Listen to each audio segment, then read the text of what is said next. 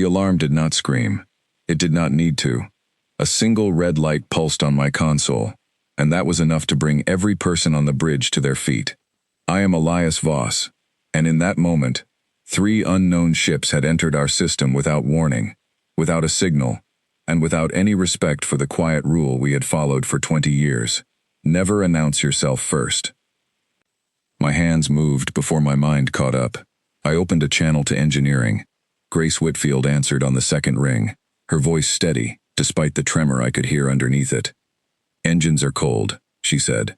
"They think we are still asleep." That was the point of everything we had built. Let them think that. Let them believe humanity was still the quiet, harmless species from their old records. I looked at the tactical display and watched the 3 ships spread into a loose formation, the kind used by scouts who expect no resistance. My crew waited for my order. I gave none yet. Silence, after all, was our greatest weapon, and I intended to use it a little longer. To understand why this moment mattered so much, you would need to go back further than this day, further than this ship, back to a time when humanity was nothing more than a footnote in the records of older civilizations. For decades, the galaxy watched us the way someone watches a child playing in a sandbox. Harmless, slow, not worth the effort of a real conversation. Alien scouts came and went above our skies, cataloging our radio signals, our satellites, our clumsy attempts at rockets, and then they left, marking us as a species still asleep, still growing, still far from anything resembling real spacefaring power. We did not know, at first, that we were being watched at all. It was Dr. Laura Bennett, a physicist working out of a research facility in the hills outside a quiet town, who found the first proof, a fragment of metal, buried deep in a crater that official reports called a meteor strike. It was not a meteor, it was a probe, broken and burned, but not empty. Inside, it was a core, unlike anything humanity had built before. No moving parts, no visible fuel source. And yet, when Laura ran the first diagnostic scan, the readings told her it had been producing power only hours before it crashed. She kept the discovery quiet, not because she wanted glory, but because she understood, faster than anyone else, what would happen if the wrong people learned what she had found. Governments would panic, militaries would rush, mistakes would be made. So she brought in a small group she trusted completely, an engineer named Daniel Marsh, sharp and stubborn, who could look at a broken machine and see the shape of the working one hidden inside it. A retired officer, named Owen Pierce, who understood that this discovery would need protection long before it needed applause. And a handful of others, whose names history will remember properly one day, though not in this telling. They worked in secret for years, not because secrecy was exciting, but because it was necessary. Every test brought new failures. Every failure brought new questions. The core did not behave like any human engine. It did not burn fuel. It did not release detectable radiation. It simply drew from something deeper, something the team eventually called a resonance field, a quiet hum beneath the normal laws of physics that most species had learned to shout over instead of listen to. I was not part of that early group. I came later, brought in as a young officer once the project moved from a laboratory to something resembling a real vessel. By the time I arrived, the team had grown, but the secrecy had not lessened. We worked underground, literally, in a facility carved into rock, far from prying eyes, and far from anyone who might ask questions we were not ready to answer. Laura once told me something I never forgot. She said that every species the galaxy respected had one thing in common: they had never been given power. They had taken it, quietly, and only revealed it when they were ready. She believed humanity had spent so long being watched and dismissed that we had learned, without meaning to, the most valuable lesson in the galaxy: patience.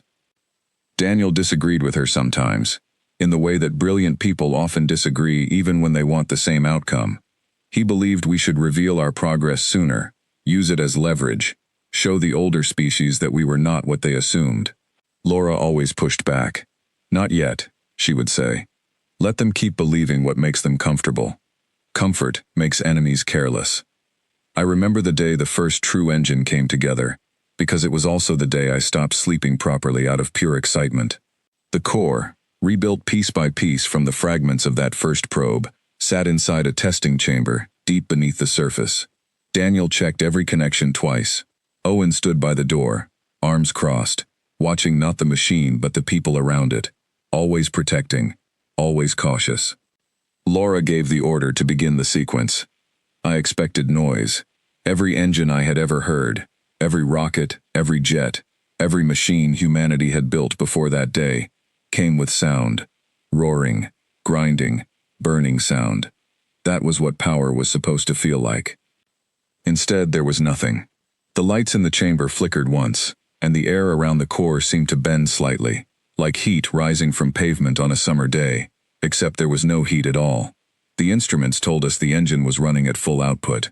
My eyes told me nothing had happened. Daniel laughed, a short, disbelieving sound. Laura did not laugh. She simply stared at the readings, her expression somewhere between relief and fear, as if she understood better than any of us what this quiet little miracle actually meant. "It works," she said finally, "and it makes no sound at all." Owen was the first to speak the thought the rest of us were only beginning to understand. If our engines made no sound, if they released no telltale radiation, if every detection method the galaxy relied on simply failed to notice us, then humanity had just gained something no other species had ever possessed. The ability to move unseen, to gather strength unseen, to grow unseen, for as long as we chose. From that day forward, everything changed, though slowly, carefully, the way real change usually happens. The government was brought in, but only a small circle, chosen deliberately for their discretion. Funding increased, but never in a way that would draw outside attention. Shipyards were built underground and inside mountains, disguised as mining operations or research stations. The world above continued exactly as it always had, arguing over small things, unaware that beneath its feet, something enormous was being born.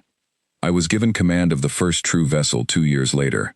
We named her quietly, without ceremony, because ceremony draws eyes, and eyes were the one thing we could not afford. She was small compared to what would come after, barely large enough for a crew of 30, but she carried the same silent engine that had first hummed to life in that underground chamber. Our first flight left Earth's atmosphere without a single sensor on the planet's surface noticing. I remember looking through the viewport, as the stars stopped twinkling and became simply light, steady and endless, and feeling something I had never felt before. Not fear, not even excitement exactly, something closer to responsibility. We were choosing to hide, and choosing carries a different kind of weight than simply being ignored. Grace Whitfield joined the crew not long after that first flight, transferring from a ground research post because she wanted, in her words, to feel the engine work instead of just reading about it on paper. She had a gift for machinery that went beyond training. She could hear a problem in an engine before the instruments ever registered it, the same way a parent can hear worry in a child's voice before the child says a single word. Over the following years, she became the person every crew member trusted most when something felt wrong, because she was almost always right. We spent those early years mapping, watching, and learning. We studied alien trade routes from a distance. We listened to communications we were never meant to intercept, not to cause harm, but to understand the galaxy we would eventually have to join. What we learned troubled us. Species out there did not rise gently. Newcomers were tested, sometimes cruelly, sometimes simply through neglect, left to struggle until they either grew strong enough to demand respect or faded into irrelevance.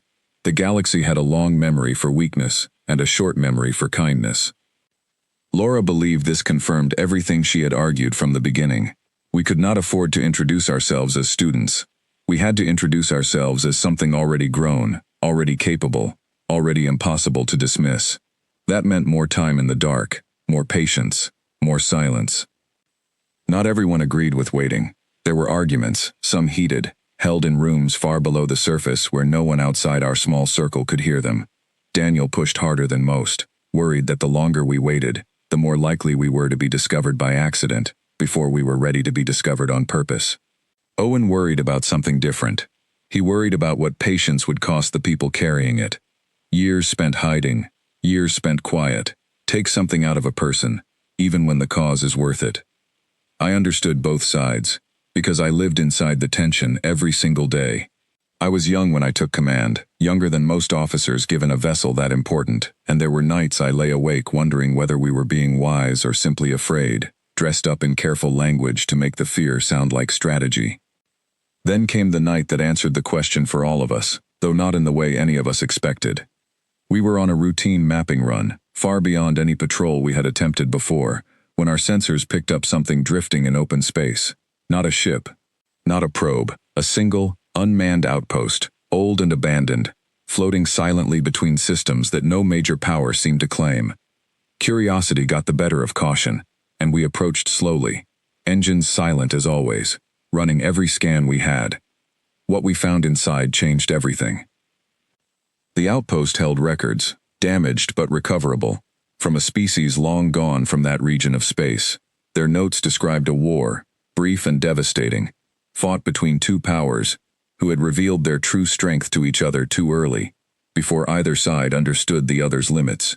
Neither side survived that war in any meaningful sense. Both were left crippled, their populations scattered, their names reduced to warnings, recorded in the databases of species who came after. Laura read those records more times than any of us. She said afterward that it was the first outside confirmation of everything she had believed. Strength revealed too soon, without control, without choice, without full understanding of the cost, did not protect a species. It destroyed them just as surely as weakness did. We returned to Earth with those records, and the conversation in our small circle shifted. It was no longer about whether to wait. It was about how to be ready when waiting finally ended, because none of us believed anymore that the galaxy would simply leave us alone forever. Someday, someone would come looking, and when they did, we needed to be more than ready. We needed to be certain. The years that followed were the hardest and the most important of the entire project. We built not just ships, but a fleet. Not just engines, but a doctrine. A way of thinking about power that placed patience above pride and preparation above performance. Grace trained new engineers, each one sworn to the same silence the rest of us carried. Daniel designed weapon systems that, like the engines, gave away nothing until the moment they were used. Owen built a network of quiet defenses around Earth itself, layers of protection hidden so carefully that even we sometimes forgot they were there. Laura, more than anyone, became the quiet architect of what humanity would become. She never sought recognition, never wanted her name attached to what we were building, because she understood something the rest of us only came to understand slowly. This was never about one person's achievement. It was about a species finally deciding, together, that it would not be defined by how others had once seen it. I carried her words with me every time I took my ship out into the dark. We are not hiding because we are weak. We are hiding because we choose the moment we reveal our strength, and no one gets to choose that moment for us.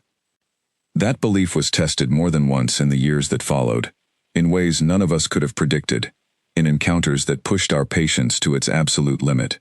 But on that particular night, staring out at a galaxy that still believed us to be nothing more than a quiet, forgotten species, I felt something settle inside me. A certainty. Not that we were ready for everything the galaxy might throw at us, but that we were finally, truly, becoming something worth being ready for. The engines stayed silent, but for the first time, I understood that silence was not the absence of strength. It was strength, waiting patiently for its moment to be heard. The three ships in front of us now, all these years later, were proof that the galaxy had not forgotten us. It had simply stopped looking closely. I stood on the bridge, watching their formation spread wider, and I felt the same steady calm I had trained myself to feel in moments like this. Grace's voice came through again from engineering. "They are scanning us," she said. "Old methods, radiation signatures, heat blooms, standard hull detection. Nothing that will find what we are." I nodded, though she could not see me. "Hold position. Let them come closer." Beside me, my second in command, a sharp young officer named Ethan Locke, kept his eyes fixed on the display. He had grown up hearing stories about the early days of the project, though he had been too young to live through them himself. For him, silence was not a strategy learned through hardship. It was simply the way things were done, the way they had always been done, at least in his lifetime. "They still think we're primitive," he said quietly. "Look at their approach pattern. That's a scouting formation. They expect no resistance because they don't believe resistance is possible." He was right, and it was almost strange to hear him say it so plainly, because for decades, that misunderstanding had been our greatest protection. The three ships continued their approach, sensors sweeping space around them in slow, methodical arcs. Our own ship sat perfectly still, engines running at full capability, invisible to every instrument they carried. I opened a wider channel to the rest of my crew. No one moves unless I give the order. Let them find us on their own. It did not take long. One of the scout ships drifted closer than the others, likely following some outdated data suggesting Earth's system held nothing more advanced than early orbital stations. When its sensors finally passed directly over our hull, there was a pause, a visible hesitation in its movement, as if the ship itself could not quite process what it was seeing. Then, all three ships stopped. I imagine, though I cannot know for certain, that somewhere aboard that lead vessel, an alien officer was staring at a screen in disbelief, watching a solid object appear where their instruments had promised empty space only moments before. Whatever their reaction was, it did not take long to translate into action. A communication request appeared on our console, formatted in a language pattern our systems had learned to recognize years ago, though we had never openly acknowledged that knowledge to anyone outside our circle. I looked at Ethan. He looked back at me, waiting. "Answer it," I said. The image that appeared on our main display showed a figure I did not recognize personally, though the uniform markings told me enough. A commanding officer, clearly used to being the most advanced presence in any room. His species had smooth, pale features and eyes that moved quickly, taking in details the way a predator studies unfamiliar prey, cautious but not yet afraid. "Unidentified vessel," he said, his translated voice carrying an edge of confusion he did not quite manage to hide. "Your presence was not detected until this moment. Explain your technology." I let a short silence pass before answering, not for effect, though it likely came across that way, but because I wanted to choose my words with the same care Laura had once taught the rest of us to use in everything we built. "This is Earth vessel, under human command. We were here before you arrived. Your instruments simply were not equipped to notice." The commander's expression shifted, something between disbelief and calculation. "Earth," he repeated, as if testing the word against old memories. "Your species was recorded as pre-spaceflight, undeveloped. This does not match our records." "Records change," I said.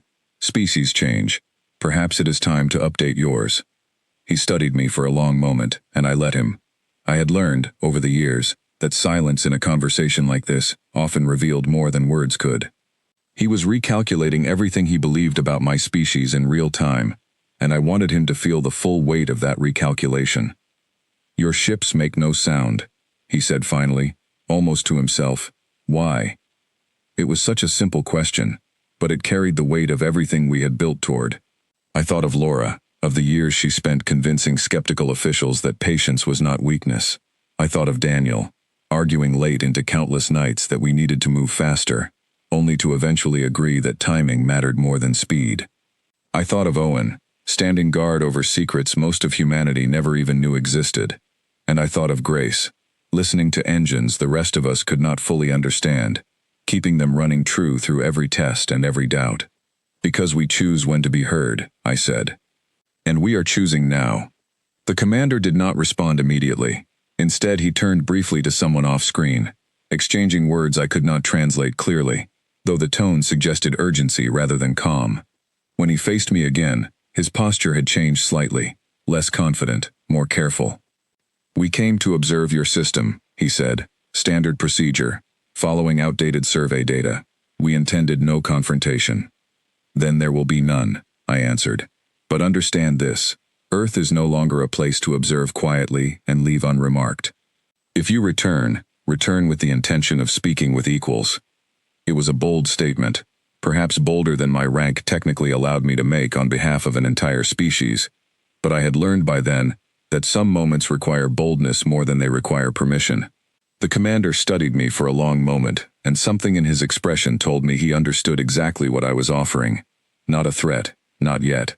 A boundary, clearly drawn, and a warning wrapped carefully inside diplomacy. "We will report this encounter," he said. "Your government will likely receive contact through proper channels." "We look forward to it," I said, and closed the connection before he could respond further. Silence, once again, doing more work than words ever could. The bridge remained quiet for a long moment after the screen went dark. Ethan finally exhaled, releasing tension I had not realized he was holding. That's it? They're just leaving? For now, I said. But nothing about today stays quiet for long. Word will spread. It always does. Grace's voice came through the comm again, softer this time. Command, I think you should see this.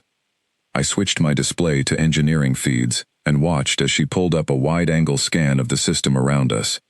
Far beyond the 3 scout ships, at the very edge of our sensor range, something else was moving.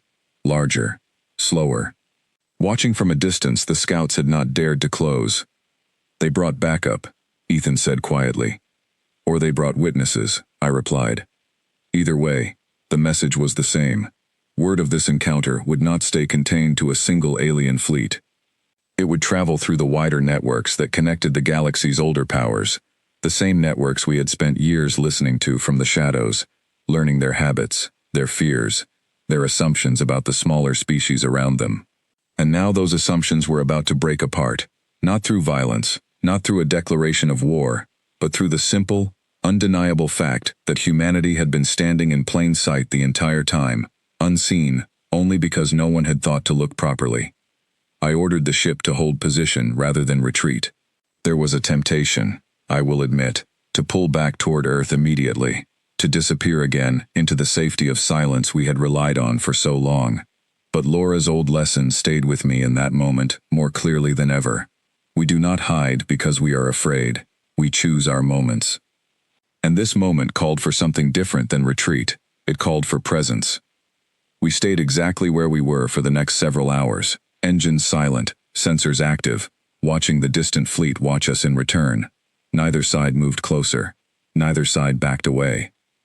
It was, in its own strange way, the galaxy's first true conversation with humanity, conducted almost entirely without words.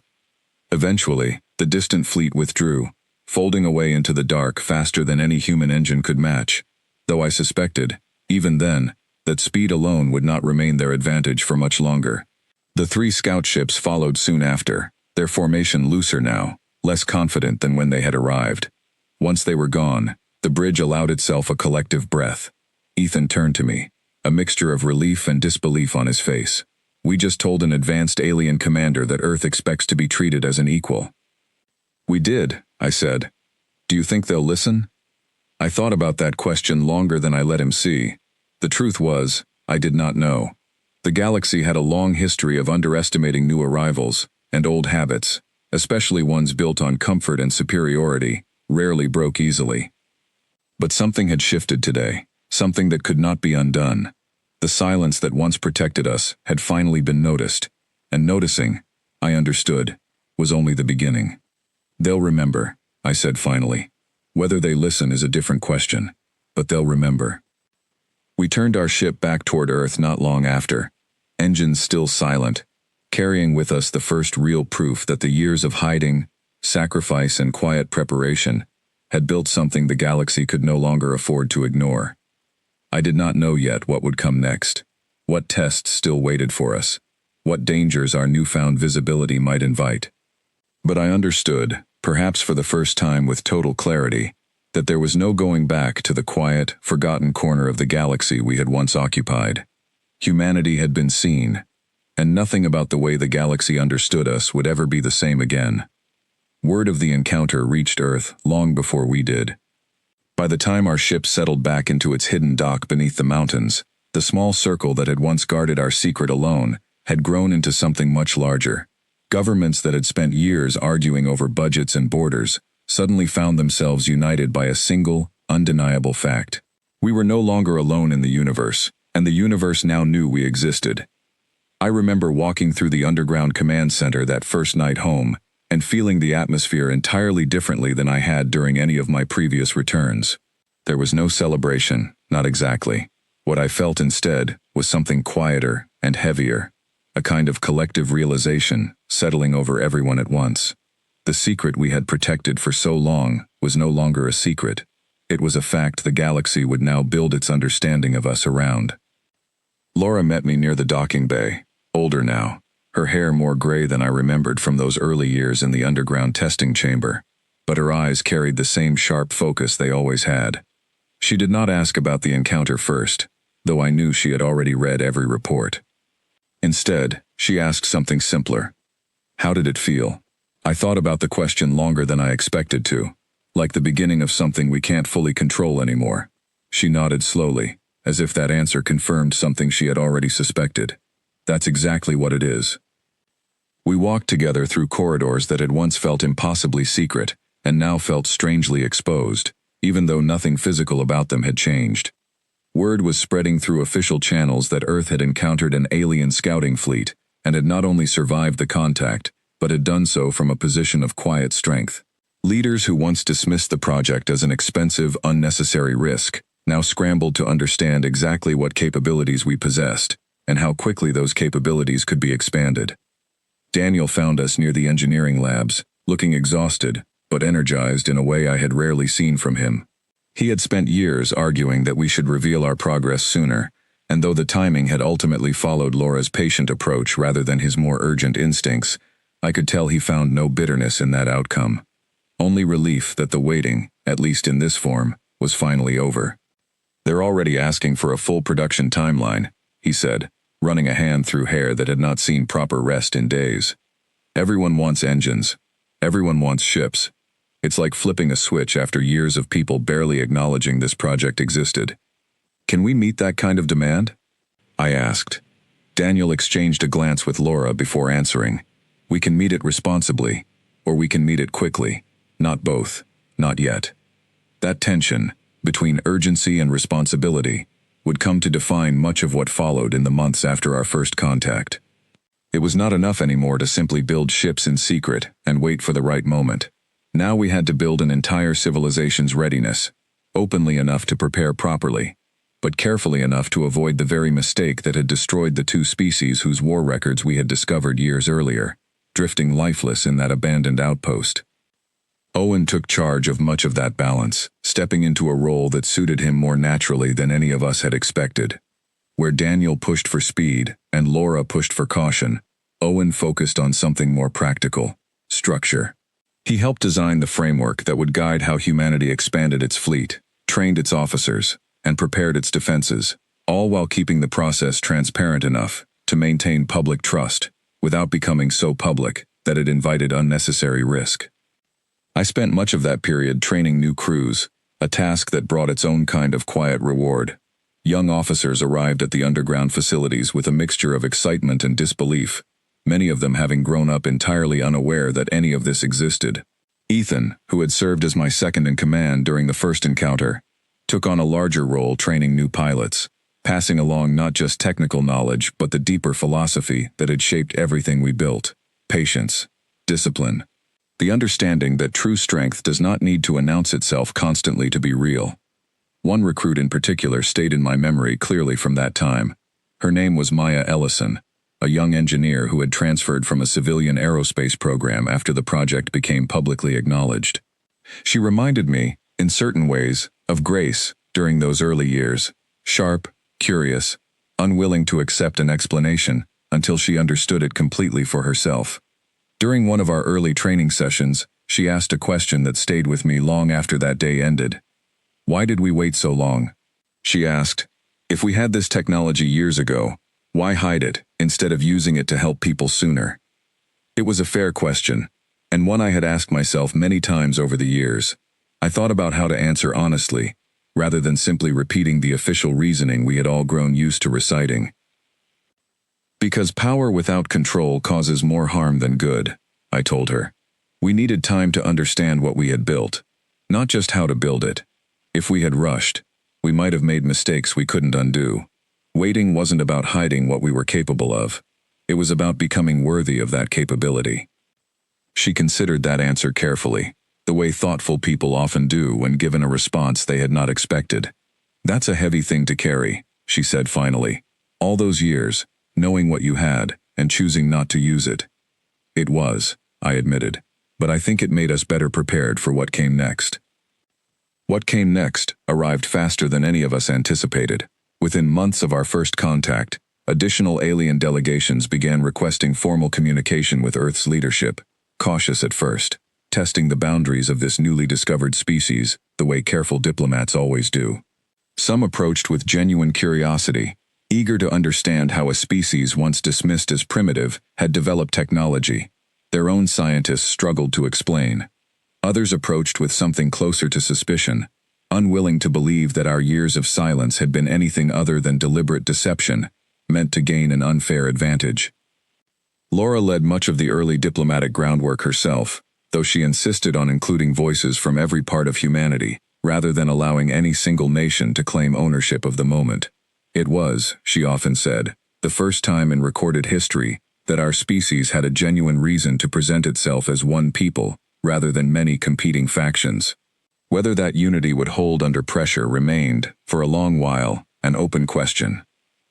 I was not present for most of those political discussions, spending the bulk of my time instead among the crews, preparing for what everyone understood, without needing to say it aloud, might eventually become conflict rather than conversation. The records we had recovered from that abandoned outpost years earlier stayed with all of us, a quiet warning we never fully set aside. Strength revealed carelessly destroyed civilizations. We intended never to make that mistake.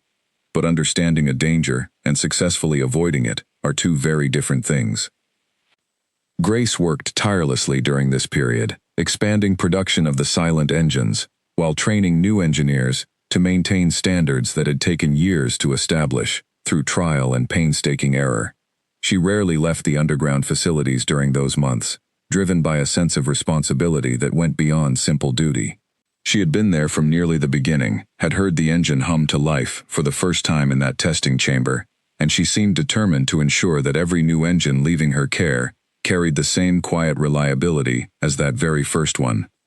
It was during one of these long production periods that I found her late one evening, sitting alone beside a newly completed engine core, staring at it the way someone might look at an old friend rather than a machine. "You've barely slept in days," I said, settling beside her. "Neither have you," she replied, without looking away from the core. "Feels strange, doesn't it? All those years hiding this. And now, it's the reason half the governments on Earth are working together for the first time in generations." "Strange is one word for it," I said.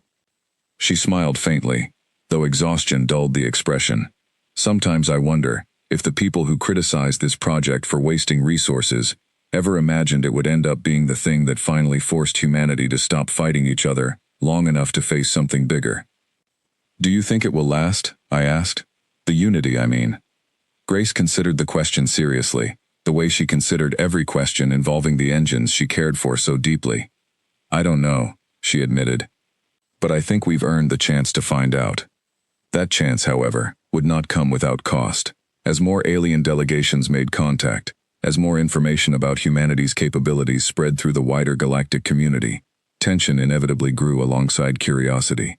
Not every species reacted with the cautious respect the first scouting commander had shown.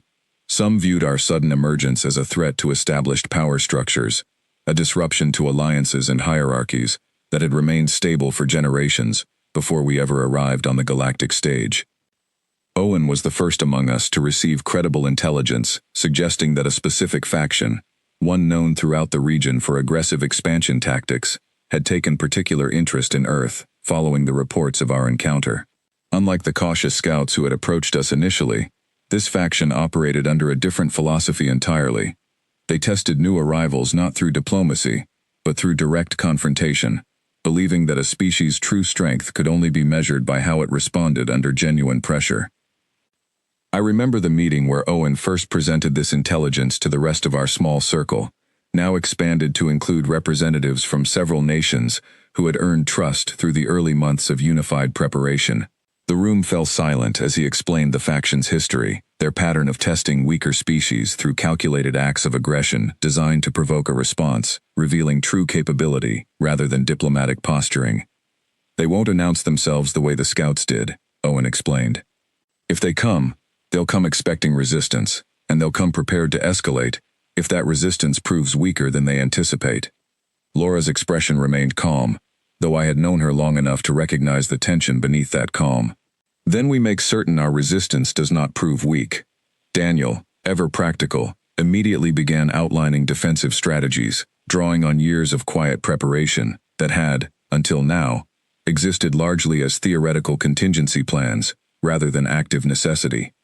Grace committed to accelerating production timelines further, though she insisted, firmly, that no engine would leave her facilities without meeting the standards that had kept every previous vessel running true. I understood, sitting in that room, that everything we had built toward, every year of patience, every sacrifice made in secret, every silent engine constructed in hidden facilities beneath mountains and oceans, had been leading toward this exact moment. The galaxy had noticed us. Now it intended to test us, and the results of that test would determine far more than simple military outcomes. They would determine how the wider galactic community understood humanity for generations to come. Maya, still relatively new to the deeper realities of the project, asked the question that seemed to weigh on everyone present, though few had spoken it aloud directly. What happens if we fail that test? The room fell quiet again, longer this time. It was Laura who finally answered, her voice steady despite the gravity of the question. "We don't intend to find out," she said. "We've spent years preparing not just our engines, but ourselves, for exactly this possibility. Failure was never guaranteed to be avoided. But we have given ourselves the best possible chance to succeed." I left that meeting carrying a weight I had not felt since the earliest days of the project, back when success itself seemed like an impossible dream, rather than a genuine possibility. The years of quiet sacrifice, the long nights spent perfecting engines that made no sound, the political unity built carefully and deliberately, out of necessity, all of it now stood on the edge of its first true test. Whatever came next, I understood clearly that humanity would face it not as the scattered, uncertain species the galaxy once dismissed, but as something new, entirely. Prepared, united, at least for now, and no longer willing to remain silent, simply because silence had once kept us safe. The engines, after all, had only ever been quiet by choice, and choices, I had come to understand, could change the moment circumstances demanded it. The warning came 3 weeks later, delivered not through diplomatic channels but through a sudden, unmistakable presence at the edge of our system. I was aboard my ship, now renamed simply as the lead vessel of what had become Earth's first true defense fleet, when the alert reached the bridge. Ethan, who had grown considerably more confident in his role since our first encounter, delivered the report with a steadiness that told me he had been expecting this moment for weeks, just as I had. "Multiple contacts," he said. "Large formation, moving in fast. This isn't a scouting pattern." I looked at the display and understood immediately what we were facing. Unlike the cautious approach of the earlier scout ships, this fleet moved with clear intent, spreading into a formation designed for confrontation rather than observation. Owen's intelligence had been accurate. The faction he warned us about had arrived, and they had not come to talk. I opened a channel to every vessel in our fleet, now numbering considerably more than the single ship that had greeted that first cautious commander months earlier. Grace's engines hummed silently across dozens of hulls now, each one carrying the same quiet reliability she had spent years perfecting. "All ships, hold formation," I said. "Engines silent. Let them commit before we respond." It was a strategy Laura had helped design specifically for a moment like this, drawing directly from the lessons we had learned studying the war records recovered from that abandoned outpost years earlier. Never reveal full strength immediately. Never respond to aggression with matching aggression before understanding exactly what you were facing. Patience, even under threat, remained our greatest advantage. The incoming fleet slowed as it approached, clearly expecting some form of visible defense, some obvious military presence they could measure themselves against. Instead, they found empty space, where their instruments told them nothing existed, the same confusion the earlier scouts had experienced, though this time carrying far greater consequence. A communication request appeared on our display, and I accepted it immediately. The figure that appeared bore little resemblance to the cautious commander from our first encounter. This alien's posture radiated confidence, bordering on contempt, the expression of someone who had tested countless species before, and expected this encounter to follow a familiar, predictable pattern. "Human vessel," he said, his translated voice carrying no attempt at diplomacy. "Your species has drawn attention. It is not prepared to handle. We are here to determine exactly how unprepared you truly are." I kept my voice level, refusing to give him the reaction he clearly expected. You've entered our system without invitation. I suggest you reconsider your approach before this becomes something neither of us wants." He laughed, a short, dismissive sound. Threats from a species barely capable of leaving its own solar system a generation ago. "We have tested dozens of new arrivals exactly like you. None have proven capable of matching their words with action." "Then perhaps," I said, "you haven't tested the right species yet." His expression flickered, something between amusement and irritation, before the connection closed abruptly. Almost immediately, his fleet began advancing, weapon systems activating in patterns our sensors easily detected, loud and obvious in the way every alien technology we had studied tended to be.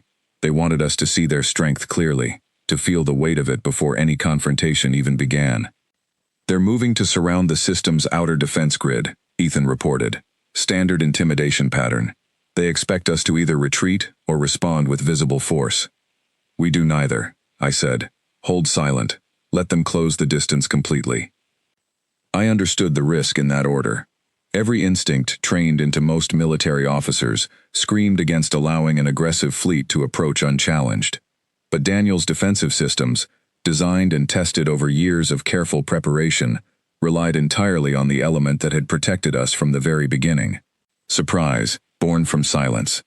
The enemy fleet continued advancing, weapons active, clearly prepared for a confrontation they expected to end quickly and decisively in their favor.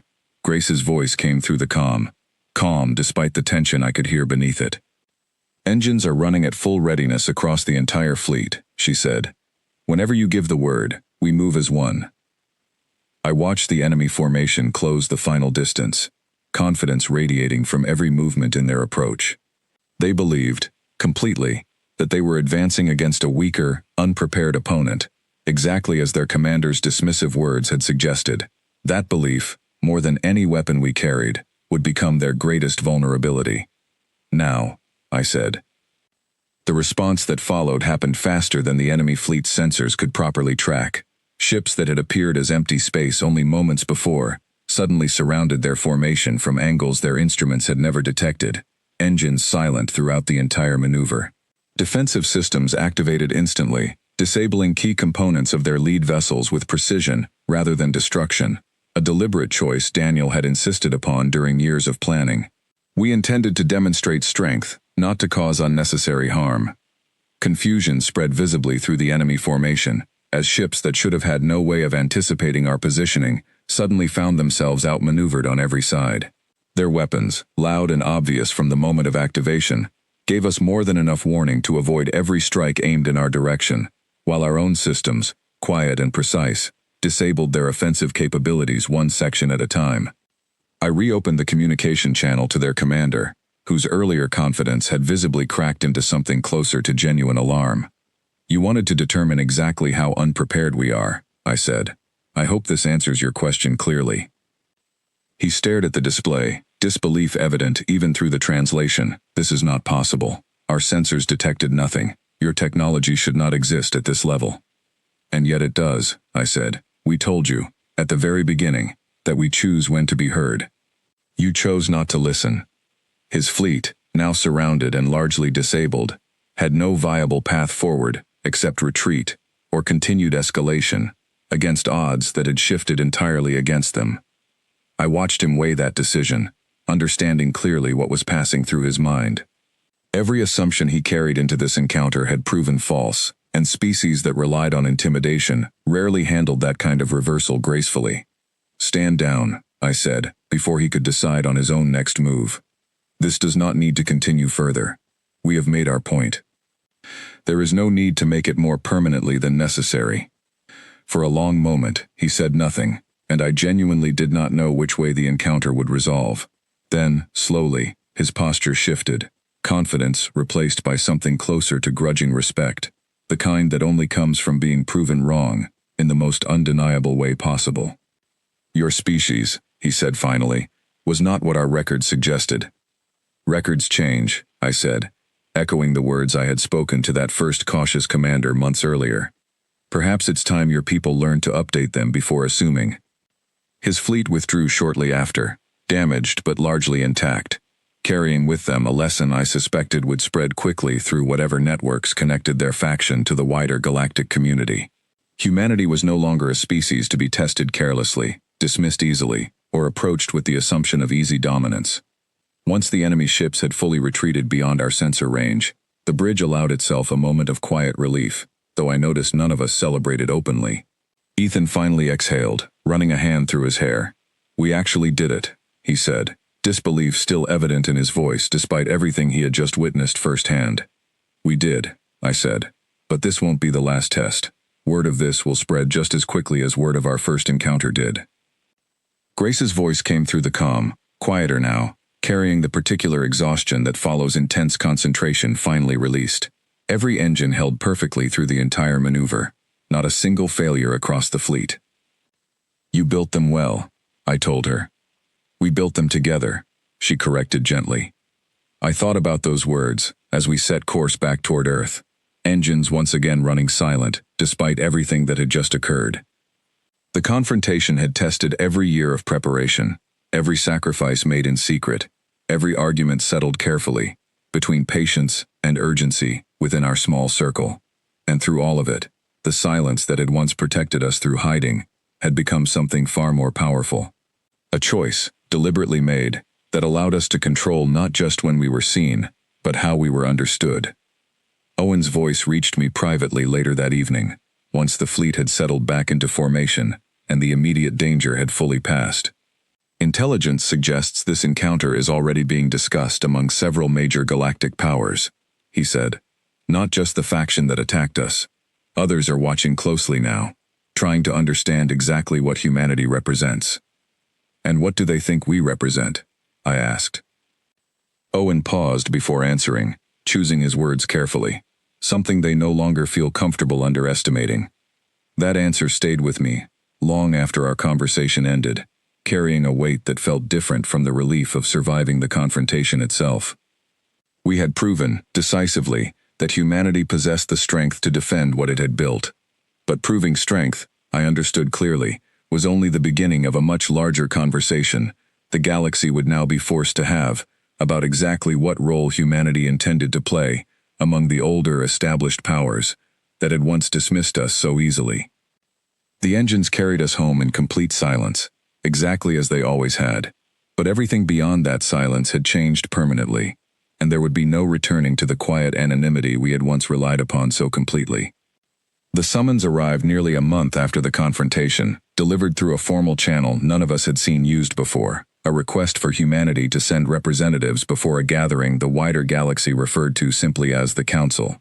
Laura explained, once the request reached our small circle, that this body represented the closest thing the galaxy had to a shared governing structure among its older, established species, a place where disputes were settled, alliances formed, and newly discovered civilizations formally acknowledged or dismissed. "They want to decide, officially, what we are," Laura said, during the briefing that followed, "whether we're a threat to be contained, a curiosity to be studied, or something else entirely." Owen, standing near the back of the room with arms crossed in the same posture he had carried since the earliest days of the project, spoke the question everyone else seemed hesitant to raise directly. "And what happens if they decide we're a threat?" Laura did not offer false comfort. "Then we prepare for a different kind of conversation. But I don't believe that outcome is likely. Not after what happened 3 weeks ago. Fear tends to produce caution before it produces conflict, especially among species old enough to remember what conflict actually costs."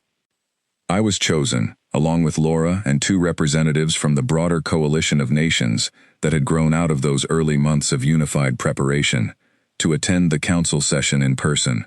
Maya, whose engineering skills had grown considerably since our early training conversations, was assigned to accompany our delegation as a technical advisor, someone capable of explaining the deeper realities of our technology, if the council demanded proof beyond simple testimony. The journey to the council's location took several days, traveling through regions of space we had only ever studied from a distance during our years of quiet observation. I spent much of that time going over what I might say if given the opportunity to speak directly, though Laura reminded me repeatedly that this appearance was not meant to be a demonstration of individual heroics. It was meant to represent an entire species, speaking with one voice for perhaps the first time in our history. The council chamber itself, when we finally arrived, defied almost every expectation I carried into that moment. I had imagined something grand and imposing, designed to intimidate newer arrivals into immediate submission. Instead, I found a space that felt almost deliberately restrained, functional rather than theatrical, as if the species who built it understood that true authority rarely needed elaborate decoration to feel real. Representatives from a wide range of species filled the chamber, some familiar to us from years of distant observation, others entirely unknown, their presence alone a reminder of how vast and complicated the galaxy truly was, beyond the small corner we had spent so long studying carefully. I recognized, seated among the assembled delegates, the commander from our very first encounter, the one who had asked why our engines made no sound. He watched our delegation enter with an expression I found difficult to read, though it carried none of the confusion from our initial meeting. The session opened with formalities I will not recount in full detail, procedures designed to establish context for delegates less familiar with our species than the commander who had experienced our capabilities firsthand. Eventually, the discussion turned directly to us, and a senior council member, an elder representative from a species whose civilization predated much of what the galaxy currently considered ancient history, addressed our delegation directly. "Your species has caused considerable disruption to established understanding," she said, her translated voice carrying a weight that suggested careful consideration rather than hostility. Records suggested a primitive civilization, decades if not centuries from meaningful spacefaring capability. Recent events suggest otherwise, dramatically so. Explain this discrepancy. Laura stepped forward to answer, her voice steady in a way that reminded me of every difficult moment she had guided our project through over the years. "Our species has always grown carefully rather than quickly," she said. "We spent years developing technology in private, not out of deception, but out of necessity. We understood, long before this council summoned us, that revealing strength without full readiness carries consequences no civilization can afford to ignore." The elder considered this answer for a long moment before responding. "You reference the fall of civilizations who revealed power carelessly. This suggests your species studied such histories directly." "We did," Laura confirmed. "We found the remains of a conflict between two species who destroyed each other through exactly that mistake. Their records became a warning we took seriously." A murmur passed through portions of the chamber at this admission, and I noticed several delegates exchanging glances that suggested recognition rather than surprise. Whatever conflict Laura referenced, it seemed the wider galaxy remembered it as well, a shared history we had stumbled into without fully understanding its broader significance until this exact moment. The elder's expression shifted subtly, something between respect and reassessment. "Few young species demonstrate such caution," she said. "Fewer still succeed in maintaining it long enough to matter. This council has, historically, classified newly discovered civilizations according to demonstrated capability and temperament. Your recent actions suggest capability considerably beyond initial assessment. Your restraint during that confrontation, choosing to disable rather than destroy, suggests temperament worth further consideration." I felt something shift in the room at those words, a subtle but unmistakable change in how the assembled delegates regarded our small delegation. I glanced toward the commander from our first encounter and found him watching with an expression that had settled into something resembling quiet acknowledgement. The council's deliberation continued for several more hours, covering questions about our technology, our intentions, our history, and our capacity for genuine cooperation with the wider galactic community. Maya answered several technical questions directly, explaining aspects of our silent engines with a clarity that seemed to impress even delegates initially skeptical of everything our species claimed to represent. I found myself, throughout the session, thinking often of Grace, of Daniel, of Owen, of everyone who had contributed to this moment without ever standing in this chamber themselves. When the council finally reached its decision, the announcement came from the same elder who had opened our questioning. "This council formally reclassifies the human species," she said, "from developing civilization to a status recognized among established powers. This classification carries both privileges and responsibilities, which your delegation will be briefed on following this session." It was, in the careful, formal language of galactic diplomacy, an acknowledgement that humanity would never again be dismissed as a primitive curiosity. watched from a distance and forgotten between observations. We had become something the wider galaxy considered worth taking seriously, worth negotiating with directly, worth treating as an equal rather than a subject. I will admit, standing in that chamber as the announcement settled over our delegation, that I felt a complicated mixture of emotions I had not fully anticipated. Pride, certainly, for everything we had built and everything we had proven, but also a quiet unease, a recognition that this new status carried its own weight, its own dangers, its own responsibilities that would follow us far beyond this single session. Laura seemed to sense that unease in me, because she spoke quietly as we exited the chamber, away from the formal proceedings that would continue determining the finer details of our new status among the Council's established members. "This is not the end of anything," she said. "It's simply a new beginning, with different challenges than the ones we've already faced." "I know," I said. "I just wonder if we're ready for whatever comes next." She smiled, the same patient smile I remembered from years earlier, back when the entire project existed as nothing more than a fragment of alien technology buried in a quiet crater. "We weren't ready for any of this, not really, not when we started. We simply chose to prepare as best we could, one step at a time, and trusted that preparation would carry us through whatever followed. I don't see any reason to stop trusting that now."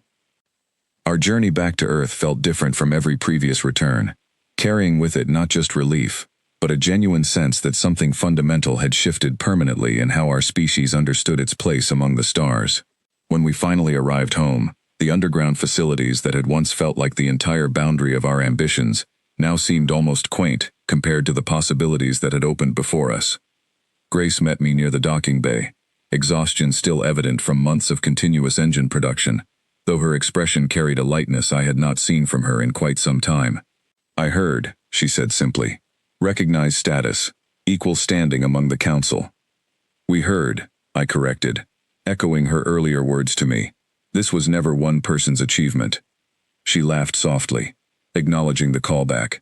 "No, I suppose it wasn't." We stood together for a long moment, looking out over the underground facility that had grown so dramatically from its humble beginnings, filled now with engineers, officers, and support staff working toward a future that would have seemed impossible only a few short years earlier. Daniel joined us eventually, along with Owen, and for a while, none of us spoke, simply allowing the moment to settle fully into memory. Eventually, Daniel broke the silence. "So what happens now? We're recognized. We've proven ourselves. Does that mean the hardest part is finally over?" Owen shook his head slowly. "The hardest part was earning the chance to matter. What comes next is proving, consistently, that we deserve to keep it."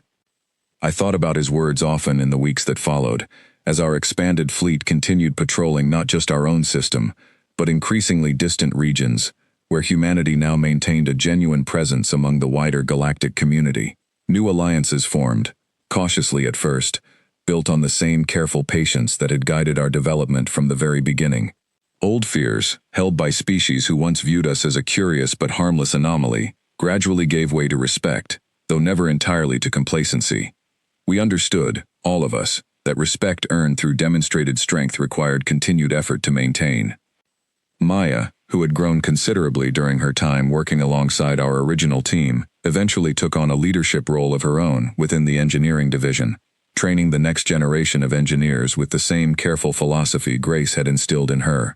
I watched, with genuine pride, as the values that had guided our small, secretive project through its earliest years continued passing forward, ensuring that whatever challenges humanity faced next, they would be met with the same patience, discipline, and quiet determination that had carried us this far. I still remember, clearly, standing on the bridge of my ship one evening, months after the Council's decision, looking out at stars that no longer felt quite so distant or unreachable as they once had. Ethan joined me during that quiet moment, having grown into a capable officer in his own right, someone I trusted completely to carry forward everything our early years had built. "Do you ever think about how different this all could have gone?" he asked, "if Laura hadn't found that probe? If we'd rushed things instead of waiting?" I considered the question carefully before answering, thinking back through every difficult decision, every argument settled between patience and urgency, every sacrifice made quietly by people who never sought recognition for their contributions. Every day, I admitted, but I think, in the end, the waiting is exactly what made us ready. Not just our engines, us, as a species. We learned patience because we had no other choice, and that patience became the very thing that let us succeed, once the choice was finally taken away from us. Ethan nodded slowly, considering that answer with the same thoughtful seriousness he had carried since our very first encounter together. Silent engines, he said quietly, almost to himself. Funny, isn't it? All that power, and it never made a sound. I looked out at the stars once more, thinking of Laura's quiet certainty, Daniel's restless urgency, Owen's steady caution, and Grace's tireless dedication, all of it woven together into something far greater than any single contribution could have achieved alone. Maybe that's the whole point, I said. Real strength doesn't need to be loud to be heard. It just needs the patience to wait for the right moment, and the courage to use that moment well, when it finally arrives. The engines beneath us continued their quiet hum, steady and unwavering, carrying humanity forward into a galaxy that had finally learned to take us seriously. We had spent so long being underestimated, dismissed, and forgotten between distant observations, and yet that very underestimation had given us something few other species ever received. Time. Time to prepare carefully, to grow deliberately, to become something worth being noticed for, rather than something noticed by accident before it was ready. Humanity had risen, not through sudden dramatic revelation, but through years of quiet, determined effort that finally found its moment to be understood. And as our ships moved silently through the dark, carrying that hard-earned recognition forward into whatever challenges awaited us next, I understood, with complete certainty, that our silence had never been weakness. It had simply been strength, patiently waiting for the galaxy to finally listen.